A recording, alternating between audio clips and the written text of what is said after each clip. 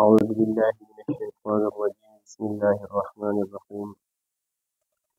يا أيها الذين آمنوا كتب عليكم الصيام كما كتب على الذين من قبلكم لعلكم تتقون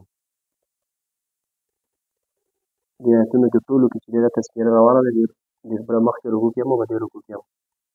دي له موږ نوم یې خو د ابواب البر چې د نیکۍ بحثونه دي نو دا هم د نیکۍ خبره ده روژه نیول په دې آیت کې د هغې تذکره ده یا ایها الذین آمنوا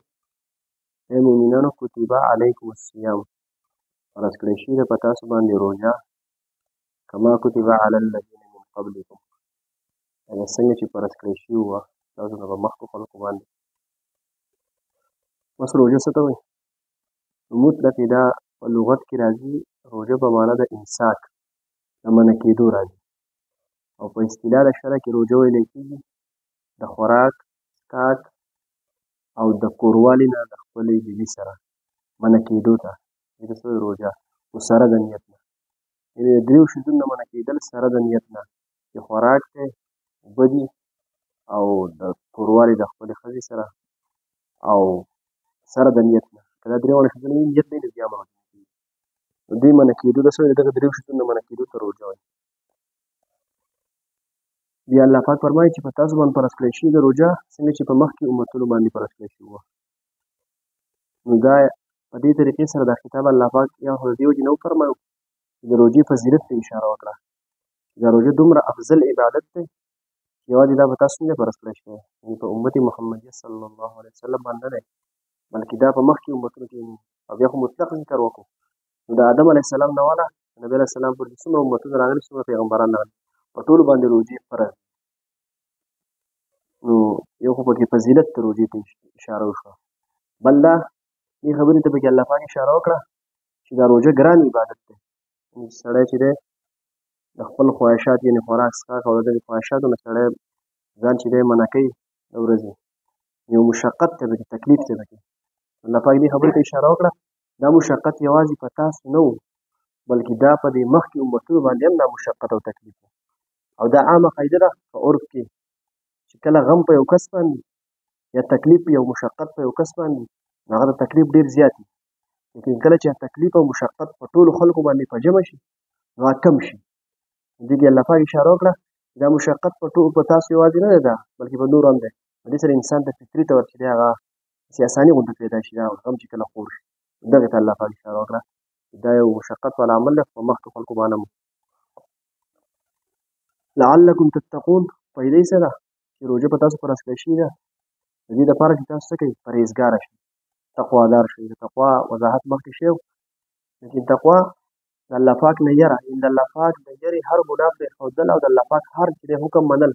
خلاصه به یې دا وویل تقوا چې الله پاک هر حکم منل د الله د یرې او د الله د یرې هر ګناه پرېښودل نو دا په د روژې سره ولې حاصلېږي ځکه چې په روژه کې اصل کې خواهشات ختمېدلي ځکه چې ستا زړه به خوراک غواړي څښاک به غواړي یا نور خواهشات او ته به د هغې نه ځان منع کوې نو ستا په زړه کې به داسې یو کیفیت پیدا شي کله چې د خواهشاتو نه نفس ډېر بچ کړې نو دی پرهېزګاره شي د الله پاک یره پکې پیدا کېږي لعلکم تتقون د دې دپاره چې تاسو څه شئ پرهېزګاره شئ نو روژه چې دا داسې عبادت دی چې په دې سره سړی ډېر زر الله پاک ته رسي نور فضایل خو به خپل ځای ډېر سیواري دلته دومره نه شو کولی دوه فضایل به ووایو یو دا نبي علیه السلام حدیث دی من کان رمضان ایمانا واحتسابا غفر له ما تقدم من ذنبه چا چې د ایمان په حالت کې روژه ونیو او په داسې کیفیت چې د ثواب امید یې هم لرو د الله پاک نه دا ټول ګناهونه چې مخکې څومره کړي دا څه دي دا به معاف کړی او فضایل اعمال کې د دې یو حدیث به د هغې نه ووایو کله چې یو پیر نه ووایي چې د نبي علیه السلام چې دی په منبر باندې ختو په درې پړو باندې خپې ښودې په یو پړو باندې خپې ښوده او امین امین امین دا لفظونه به بیا چې د نبي علیه السلام د صحابو تپوس وکړو وایي تاسو دا الفاظ ولې امین داسې خو نن عجیبه کیفیت نبي علیه السلام ورته تفصیلي روایت دی نبي علیه السلام ورته چې جبرایل علیه السلام راغلی و هغه درې خیرې کړي یو خو دا چې د مور پلار باره کې چې څوک د هغو په ژوندانه ومومي او دومره خدمت یې ونه کړي چې د ده پې بښنه ونه کړی شي نو هلاک یې کړی شي نبي علیه السلام یې امین یو پکې دا چې د نبي علیه السلام نوم په مجلس کې واخیستی شي او د نبي علیه السلام باندې درود شریف ونه ویلی شي یو پیر نو دغه کس هم هلاک کړلی شي نبي علیه السلام یې امین او درېیمې خیرې دا کړې چې چې په چا باندې د روژې میاشت راشي او دی پکې دومره عملونه ونه کړي چې دی پې خپله بخښنه ونه کړي نو دغه کس دې هلاک کړی شي. نبي علیه السلام وی آمین. نو پته د دغه ځای نه دا لګي چې د مغفرت دپاره یو اسانه یعنې د بخښنې دپاره یو اسان ذریعه چې د هغه روژه ده د هغې وجه دا ده چې ګوره د جبرئیل علیه السلام په شان عظیم شان فرشتې خیرې کړي او نبي علیه السلام په شان د پیغمبرانو امام چې دی نبي علیه السلام پې آمین ویلي که چېرې دا یو داسې ګران کار وی نو چېرته هم دا چې نشوه کېدی جبرئیل علیه السلام خیرې کړی او نبي علیه السلام پې آمین ویل نبي علیه السلام چې دی به خپل امت چېرته هم چې دی تکلیف او دا نه برداشت کوو نه پې تنګي راوسته خو پته دا لګي چې د دې روژه کې معمولي بانې لټي نبي علیه السلام ځکه آمین وایي چې نو د دغې نه دغه پته لګي چې دا روژه چې دا یو ډېر عظیم شان عبادت دی انسان به ډېر زر خپله بخښنه کولی شي. ایاما معدودات د ګنتۍ د شمار یو څو ورځې یعنې دا په تاسو چې دا کومې روژې فرض کړی شوي دي دا د شمار یو څو ورځې دي مخکې آیات کې بیا د دې وضاحت راغلی چې د دې نه د شمار ورځو نه مراد د روژې ټوله میاشت چې شهر رمضان الذي انزل فيه القرآن هدى للناس وبينات او په دغې مخکې آیات کې فمن شهد منکم الشهر فلیصمه دغه شهر رمضان الذي دغې مخکې آیات کې بیا دې ته اشاره شوي چې دغه میاشت د روژې د شمار ورځو نه مراد ده چې د روژې د میاشت چې دا په تاسو باندې دا روژې فرض کړی شي. فمن كان منكم مريضا او على سفر پس په تاسو کې څوک مریض وي او على سفر یا په سفر کې فعدة من ایام اخرى د دې شمار کې د نورو ورځو نه. اوس د مرض نه څه مراد دی چې یو سړی مریض وي کم مرض دی مراد دی چې هغه به روژه نه وي نو د مرض نه هغه مرض مراد دی چې نه چې دی کله روژه نه سي نو ده ته داسې ناقابل برداشت تکلیف رسي یعنې د ده د برداشت نه بهر تکلیف وي که دی روژه نه شي نو ده ته دومره تکلیف رسي چې د ده په برداشت کې تکلیف وي نو په دغه صورت کې چې دی به روژه خوري. یا داسې چې مرض د زیاتېدو خطر وي او یقین په دې خبره وي چې یاره مرض زیاتېږي او د هغې صورت دا کېدی شي چې کله یو ماهر ډاکټر سړي ته ووایي چې یاره که ته دا روژې مه نیسې که دا روژې دې ونیې نو مرض به دې څه شي سیوا شي. نو د مرض نه مراد عام مرض نه دی چې یاره یخنۍ ټوخی وغیره چې په هغې کې روژه مرض نه مراد هغه مرض دی چې یا خو برداشت سره نشي کولی او یا چې دی داسې وي چې مرض سیوا کېږي نو په دغه صورت کې چې انسان ته اختیار ورکړی شي دی د روژې خوري. او علی سفر دویم اختیار مسافر ته ورکړی شوی نو علی سفرین الله پاک فرمایلی علی مسافر ونه وي وره مسافر خو مطلق مسافر ته ویل کېږي چې سړی د خپل کور نه وځي او په سفر روان شي ده ته هم مسافر ویل کېږي نو او علی سفرین الله پاک وایي چې علی سفرین د علی د اجزام لپاره راځي یعنې چې په دې سفر له پاسه سور وي یعنې مطلب دا چې اوږد سفر وي او د هغې شرعي دغه خو دا دی اصل چې 3 ورځې چې کوم انسان پیدل سفر کوي یو انسان په اسانۍ سره 3 ورځې څومره سفر کولی شي دومره سفر دی مراد یا فقهاو د هغې حساب راویښ کړی دی 48 میل فاصله چې کله انسان د خپلې آبادۍ نه 48 میل فاصلې نه سوا چې دی نو د سفر نیت وکړي دی هم دته هم اجازت دی چې دی څه دي روژه چې دی خوړی شي. او علی سفرین نه یو دا مسله هم راوځي چې سفر داسې وي چې د هغې یو خدای چې دغه 48 میل دي بل دا چې هغه مسافر داسې وي چې د 15 ورځو نه کم وي چې دی فقهاو د دې نه دا استنباط کړی چې د 15 ورځو نه څه کم وي هغه ورځې که د 15 ورځو نیت یې کړی یا د 15 ورځو نه سوا یې دی او مقام نیت کړی نو بیا داسې نه ده چې دی د مسافرۍ حالت کې دی هغه مسافر یم روژې به نه نیسم که یو علاقه کې د 15 ورځو نیت کړی یا د 15 ورځو نه زیات نو دغه رنګ چې څنګه د دې روژې د مانځه هم دغه حکم دی مونږ چې کوم د 2 رکعته فرض چې دی فرض چې دی 2 رکعته ساقطېږي سنت د انسان نه ساقطېږي نو چې کله د 15 ورځو څه نیت یې وکړو دی بیا مقیم بیا به دی روژې هم نیسي او مونځ به هم پوره کوي. دریم دا چې سفر په حالت کې و لیکن 15 ورځې ویښ کې لیکن په متفرق ځایونو کې ویښ کې مثال په طور 15 ورځې په یو ځای کې ویښ کې 10 په بل ځای کې ویښ کې 10 په بل ځای کې ویښ کې نو اگر چې د مجموعه تعداد راغونډ کې دا 25 ورځې جوړ شي لیکن دی بیا هم د مسافر په حکم کې دی یعنې د هرې علاقې لپاره 15 ورځې معتبر دي که په مختلفو علاقو کې مختلفې ورځې وباسي دا ټولې مجموعې زیاتې شي نو بیا هم دی د مسافر په حکم کې دی دی بیا روژه هم خوړی شي او دی به مونځ هم دغه کوي. او بل یو دا صورت دی انسان دی د سفر نیت یې وکړو خو لیکن د 15 ورځو نیت یې نه دی کړی پکې خو په یو مقصود باندې ووتو یاره که زما دا کار وشو نو زه به چې دی واپس راځم خپل کور ته نو که په دې صورت کې په سړي باندې کلونه وځي نو دی به هم د مسافر په حکم کېږي مثال په طور لاړ هلکه وي که زما دا کار سبا وشو سبا به راځم که بله ورځ وشو بله ورځ به راځم که لا بله ورځ وشو لا بله ورځ به راځم نو که په دې صورت کې د ده میاشتې او کلونه وځي نو دی بیا هم د سفر په حکم کې مسافر په حکم کې دی ځکه چې دا 15 ورځو اراده مطلب دا چې 15 ورځو مقیم کېدو اراده یا د هغې نه زیات دغه د مقیم کېدو اراده نشته نو دی هم د مسافر په حکم کې دی او دغه روژه دی خوړی شي. نو فعدة من ایام اخرى نو چې کله داسې شرعي سفر وي هغه قیدونه پکې چې یاره د 15 ورځو نه کم اراده یې کړي نو په دې صورت کې چې د انسان ته دغه مریض او مسافر ته روژه معاف ده او فعدة من ایام اخرى داسې نه ده معاف بلکې دی به شمار وکړي د نورو ورځو نه یعنې بیا چې کله د مریض چې دی صحتمند شي یا مسافر مقیم شي خپلې علاقې ته راشي نو ده چې څو روژې قضا کړي یا څو روژې خوړلي نو د هغې قضا به راوګرځي په شمار سره یعنې که 10 ورځې قضا کړي نو خوړلي چې 10 ورځې به روژې راوګرځي بل فعدة من ایام اخرى الله پاک داسې ونه چې فعليه القضاء چې په ده باندې قضا ده په دې کې یو قاعدې د اشاره فعدة من ایام اخرى چې په ده باندې شمېر دی اوږده خبره راوړه چې د نورو ورځو دې کې دې ته اشاره وشوه چې اصل کې مریض او مسافر چې کله مریض صحتمند شو او مسافر مقیم شو نو اوس پر د اعتبار د څه کولی کېږي که مثال په طور د 10 روژې خوړلي او دی 10 ورځې په کور شو یا 10 ورځې د ده صحت ښه شو نو په دقې 10 روژو قضا وکړي یعنې د صورت دا وشو که دا مریض ښه شو 3 ورځو ده او روژې پرې 10 وي نو که دا 3 ورځې خو دی ښه شو نو دا 3 ورځې په ده باندې لازم شوي که وینې وي جو وینې وي که وینې نه وي نو د دغې 3 ورځې فدیه پرې ده باقي پاتې شوې دا 7 ورځې